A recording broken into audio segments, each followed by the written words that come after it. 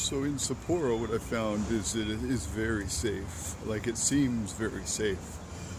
People leave their bikes out unlocked. Nice bikes like Giants and decent bikes, Treks and stuff. I see just on the side of the road, not locked up. I mean, that's not everybody. Some people are a little paranoid, like I would be, and they lock their bike up. At least they, chain the frame to the wheel. But for the most part, it seems very, very non-sketchy. Like you don't worry about things here. I left my little capsule hotel, and my room, my little capsule, is open only, by a curtain. Is it closed?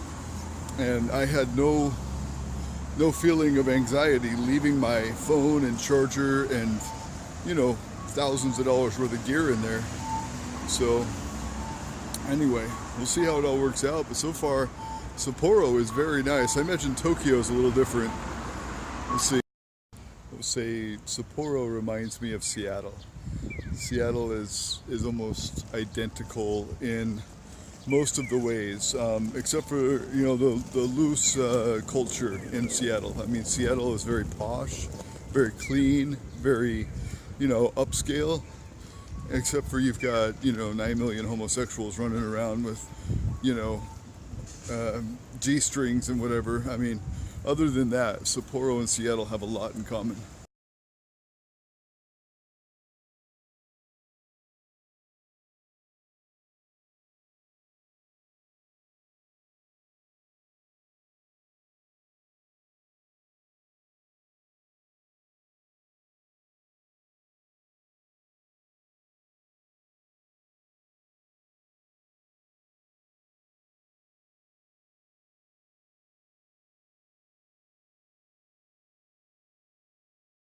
Okay, so it's about 8 a.m.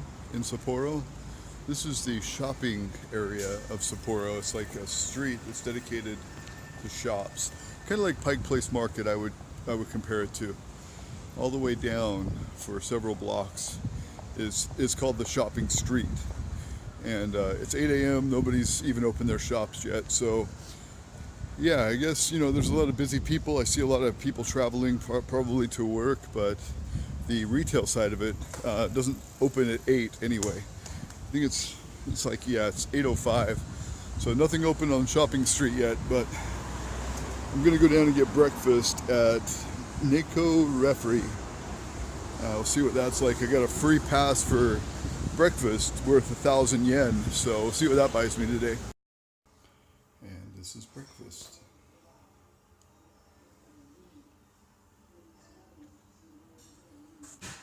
I only know about half the stuff that I got. So I would compare Sapporo so far to Seattle. Public transit is excellent here.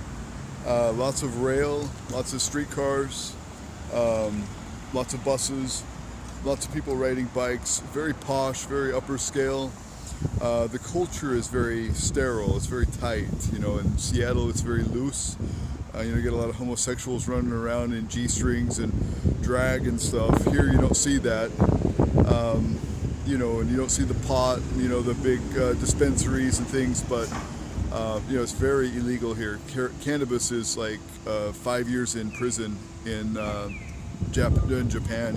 If you're caught using or consuming or possessing or any of that, you get 5 years in prison. I think it's a $4,500 fine.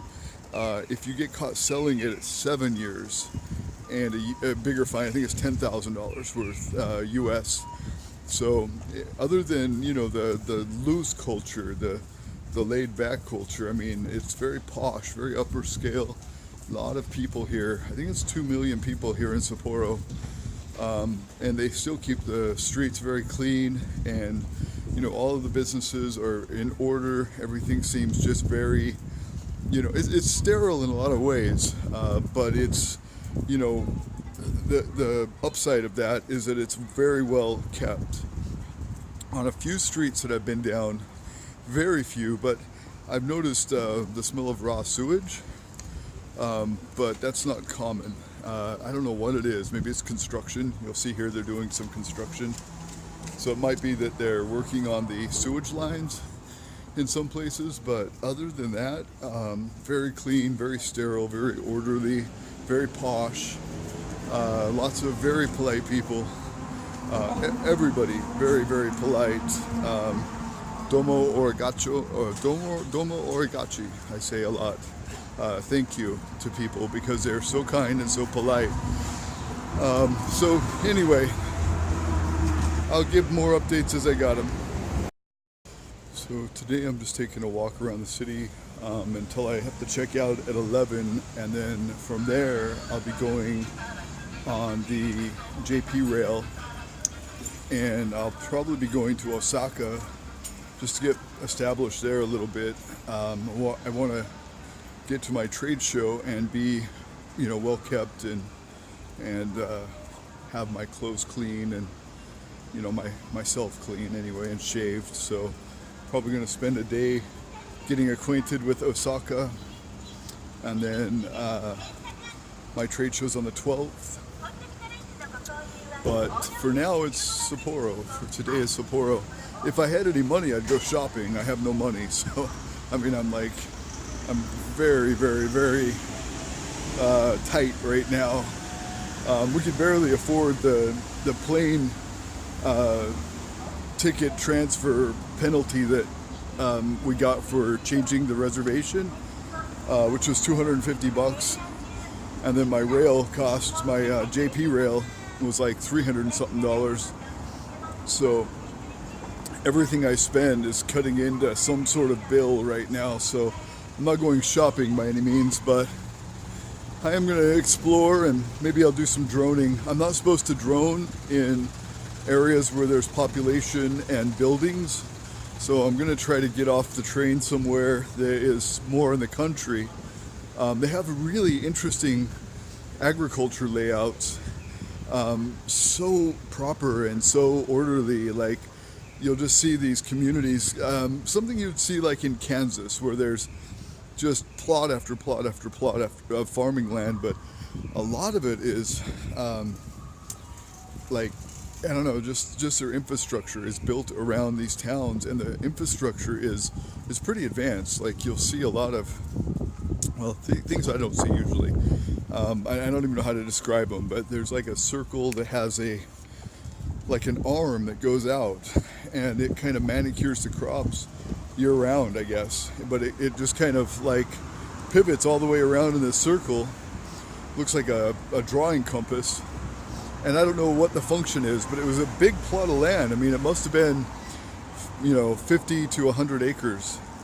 And, this big arm in the middle. It was just interesting. Lots of weird, at least different infrastructure for agriculture. So I'd like to check that out. When it comes to automation and AI, my focus is agriculture. And I've worked a lot on, things agriculturally related, like mini bots for weeding and things like that. I've had a lot of interest in that and done a little bit of programming. I had some parts bought in Puerto Rico, but we lost them all at the hurricane. But I had a small little bot, and it was customizable. It was made with Arduino, or whatever, Arduino that is. Sorry, Arduino motherboard, and it had some sensors and some really interesting wheels. So I was going to 3D print everything and build it out and make some new step motors and scale it up a little bit, but then the hurricane came and blew it out. So anyway, we're going to start on that again, but I'd like to know more about their agriculture setup. They seem to have a lot of automation.